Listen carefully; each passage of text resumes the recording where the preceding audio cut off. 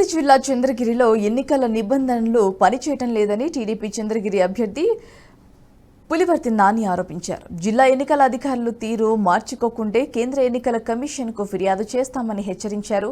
వైసీపీకి ఒక రూల్, టీడీపీకి ఒక రూల్గా ఉంటుందా అని నాని ప్రశ్నించారు. చంద్రగిరిలో చివరెడ్డి ఒకప్పుడు తనను నాన్ లోకల్ అన్నారని, ఇప్పుడు ఒంగోలుకు పారిపోయాడని ఎద్దేవా చేశారు. చివరెడ్డి కనుసన్నల్లో కొందరు అధికారులు పనిచేస్తున్నారని మండిపడ్డారు.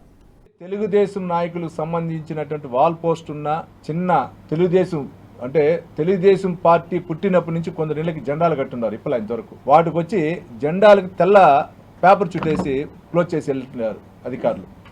అంటే ఎందుకు ఇది చెప్తున్నా అంటే, ఇక్కడ స్థానికంగా ఉన్న అధికారులు ఇంకా భాస్కర్ రెడ్డి ఇంకా ఎమ్మెల్యే వచ్చేది ఇంకా జగన్మోహన్ రెడ్డి ప్రభుత్వంలో ఉన్నారని కొందరు అనుకుంటున్నారు. మీ ద్వారా ఆ అధికారులు కూడా చెప్తున్నా, మీరు చేసేది మీకు 1 వారం రోజులు టైం ఇవ్వటం జరిగింది, ఇంకా 2 రోజులు ఉంది. మీ ద్వారా అధికారులకు కూడా మీరు భాస్కర్ రెడ్డికి కానీ సేవలో చేస్తే ఎలక్షన్ కమిషన్ అనేది ఒకటి ఉంది. భారత రాజ్యాంగం నిర్మించినటువంటి ఎలక్షన్ కమిషన్ గైడ్ లైన్స్ ప్రకారం మీరందరూ కూడా సస్పెండ్ అయ్యే పరిస్థితి వస్తుంది.